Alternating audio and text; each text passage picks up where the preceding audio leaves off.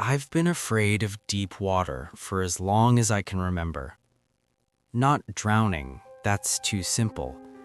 It's the idea of distance, of standing on something thin while miles of dark press up beneath you, empty and alive at the same time. That's why I took the ferry job. Short routes, close to shore, shallow enough that charts still showed numbers instead of blanks. And it paid well. Night shifts mostly. Less traffic, fewer passengers. Just the hum of the engines, the slap of water against the hull, and the steady green glow of the instruments in the bridge. I avoided the sonar screen at first. Everyone does. You tell yourself it's just data, lines, blips, noise. Until it isn't. My third week in, I noticed it for the first time around 1:30 a.m. A return. Clean, solid, too steady to be debris. It sat just off our starboard side, maybe 30 feet down, not below us, beside us. I watched it for a full minute, waiting for it to drift. It didn't. It matched our speed exactly. When the ferry accelerated, it accelerated. When we slowed approaching the dock, it slowed too. I leaned closer to the screen, pulse creeping up my throat. Probably a seal, I muttered. The captain didn't even look. Seals don't do that, he said. I waited for him to elaborate. He didn't. The return stayed with us all the way to the dock. When we stopped, it stopped. When the engines idled, it hovered. And when we pulled away, it followed again, slipping back into position like it had practiced the maneuver 1,000 times. After that, I tried not to look. Tried. But night water does things to your brain. The horizon disappears. The ferry feels smaller, thinner, like a plate floating on ink. And every time I glanced at the sonar, it was there. Same depth, same distance, same pace. Always just below the hull, never directly under. That was worse. I finally asked the captain on my 6th night shift. "How long has that thing been on the sonar?" I asked, keeping my voice casual. He took a sip of burnt coffee and stared straight ahead through the windshield. "Longer than you've worked here." I laughed weakly. "No, seriously." He didn't smile. "This route used to be longer," he said. "Used to cut farther out before they redrew it." My stomach tightened. And it followed us then too. I swallowed. So what is it? The captain finally turned his head and looked at me. Not amused, not scared, just tired. "We don't name it," he said. "Names make people curious. Curious people lean over rails." I didn't ask anything after that. I wish I had, because around 3 a.m., something changed. The sonar return rose. Not fast, not aggressive, just closer. 10 feet shallower than before. Then another 5. I stared at the screen, my mouth dry. "Captain," I said quietly. "I see it," he replied. The water outside looked calm, black glass. No wake disturbance, no surface ripple. But the sonar return showed a shape now, not just a dot. A long, curved return that bent parallel to the hull, like something matching not just our speed, but our length. I felt dizzy. "How deep is the water here?" I asked. The captain checked the chart. "It's 80 feet, he said. The sonar return sat at 25. I did the math without meaning to. That left a lot of space beneath it. A lot of dark, a lot of room. The ferry creaked softly, metal expanding, contracting, alive with stress. Then the sonar blipped again. The return dipped, then rose, then dipped again, like footsteps. My throat closed. "It's pacing us," I whispered. The captain's hands tightened on the wheel. "No," he said. I looked at him. He didn't take his eyes off the water. "It's walking." The ferry horn sounded suddenly, long, low, mournful, though neither of us touched it. I felt the vibration through my bones. On the sonar, the shape adjusted instantly, perfectly, matching us, learning us. And for the first time since I took the job, I realized something far worse than drowning. Whatever was down there didn't live in the deep. It lived with us, and it had memorized the route. After that night, I couldn't stop checking the water. Not the surface. The surface lies. It reflects stars, hides depth, pretends everything below is calm and empty. I started watching the sonar like it was a heartbeat monitor. Every shift, every crossing, and every time it was there. Same depth, same pace, same distance from the hull. Never drifting, never falling behind, never passing us. Always keeping up. The worst part wasn't the shape, it was the consistency. Ocean life moves, it wanders, it reacts to noise, light, vibration.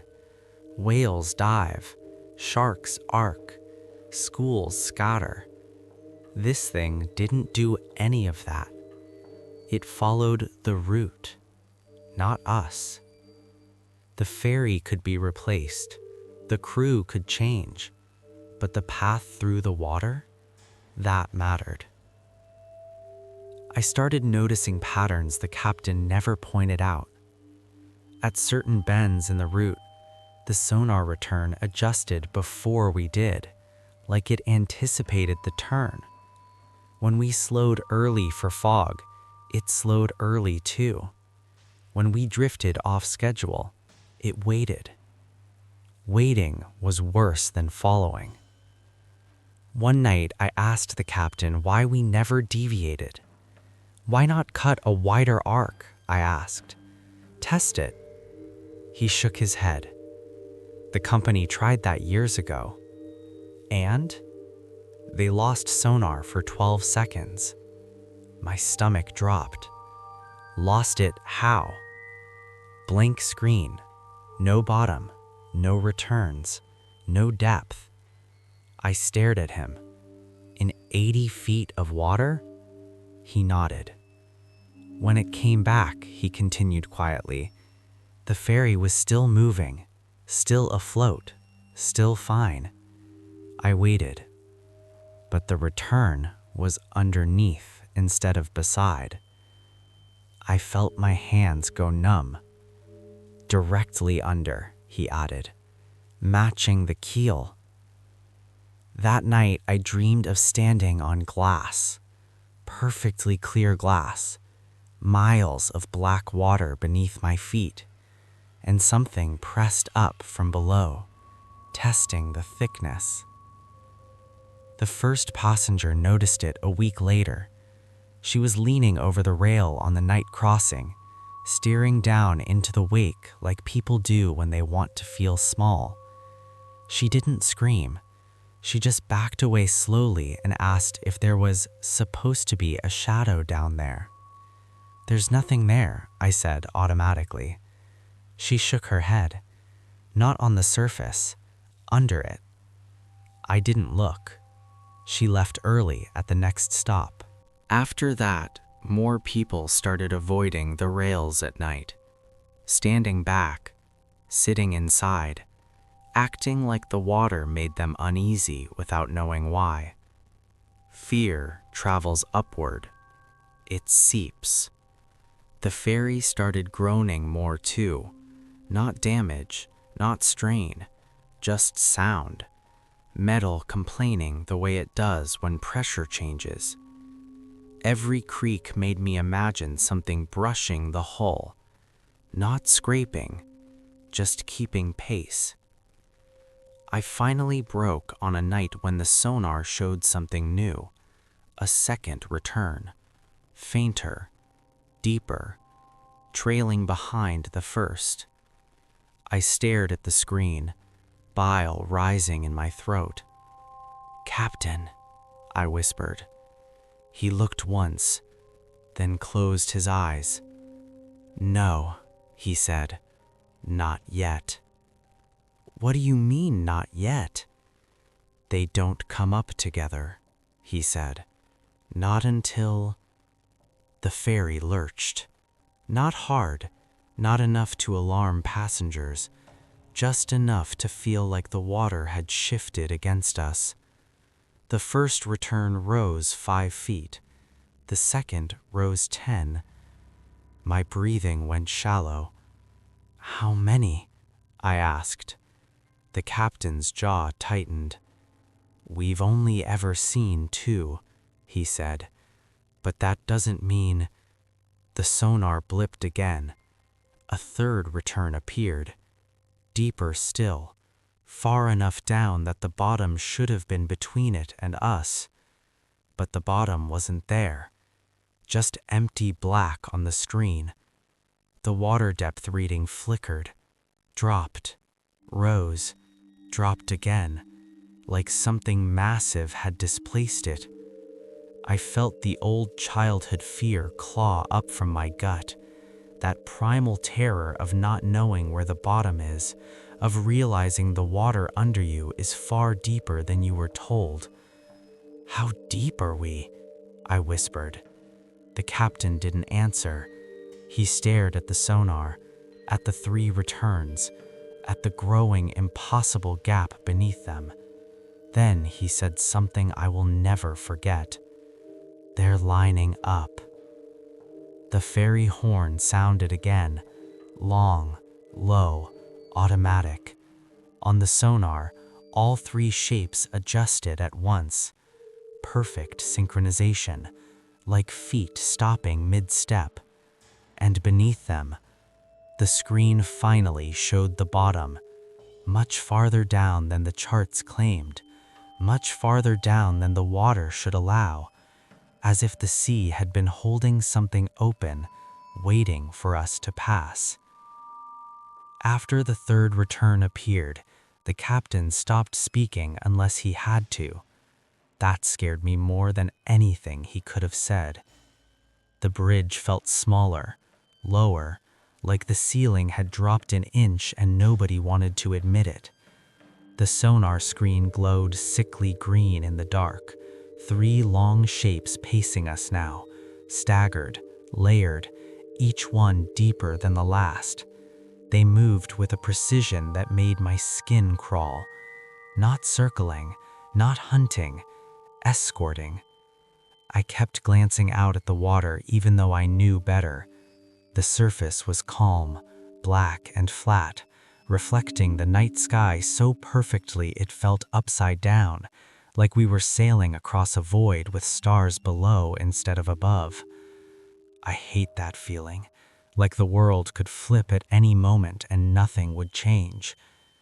"Captain," I said finally, my voice barely steady, "why doesn't anyone talk about this?" He exhaled slowly. "Because it doesn't touch us, not directly." My stomach twisted. "That's not comforting." "It's not meant to be," he replied. "It's a rule." "A rule for what?" He didn't answer right away.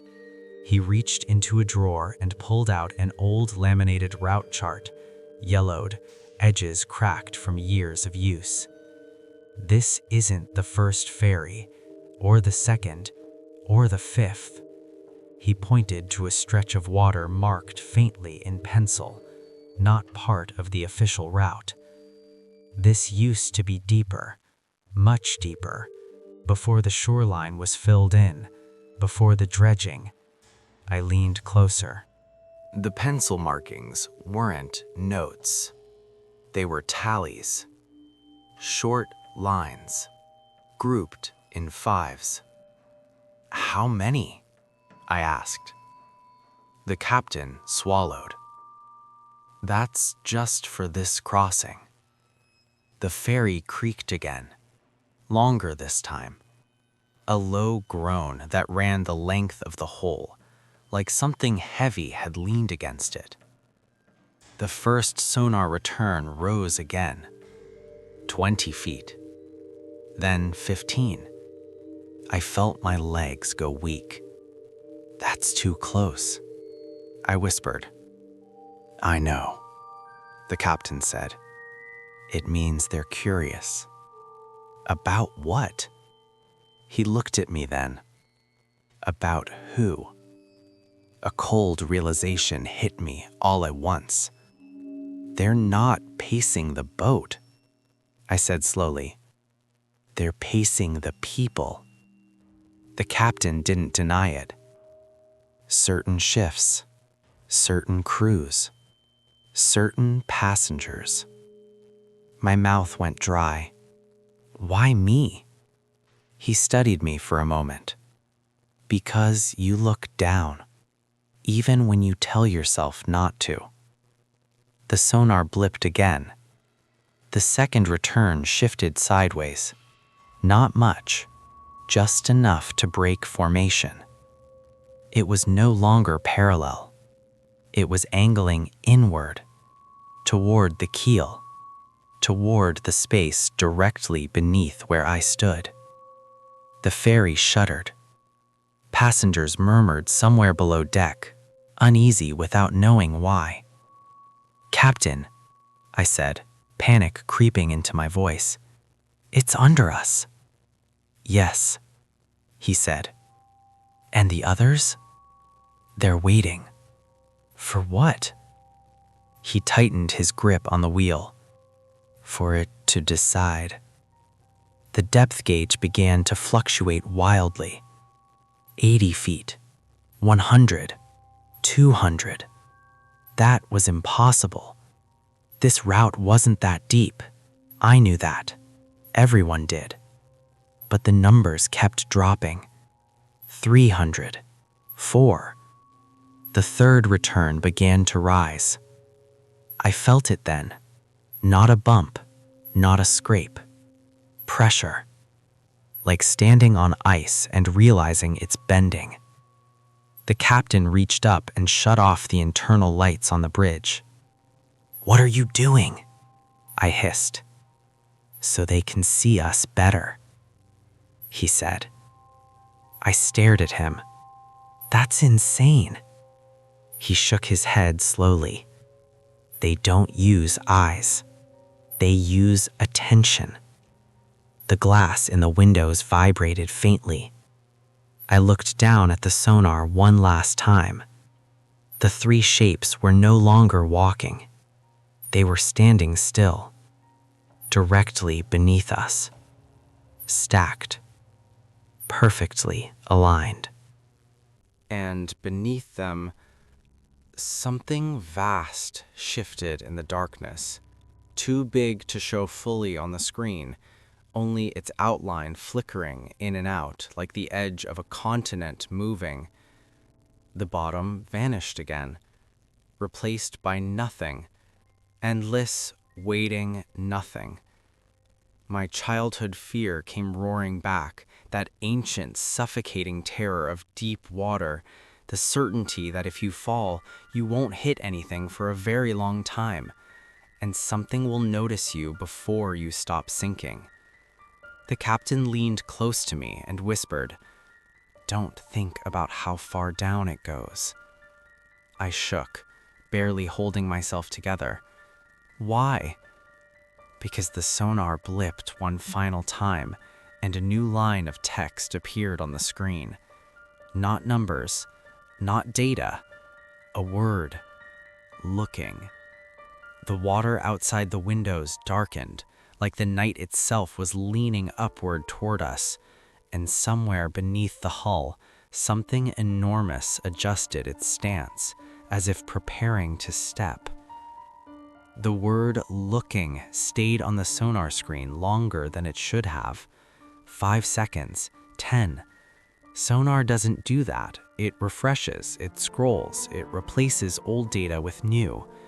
This didn't move. It just sat there, glowing faintly green, like the system itself was holding its breath. Then the screen went blank. Not off, not dead. Blank. No depth, no bottom, no returns. Just an empty grid. The captain shut the engines down. The sudden silence was worse than the noise. Without the hum, the ferry felt lighter, unanchored, like the only thing holding us in place had been the sound. Passengers began to panic below deck. I could hear it now. Confused voices, footsteps, someone crying. The ferry drifted, slow and helpless, the water lapping softly against the hull like a reassurance that meant nothing.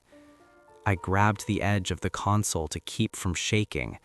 "We can't stop here," I whispered. "We didn't," the captain said. I stared at him. "They did." The ferry shifted again. Not a wave, not current. A lift.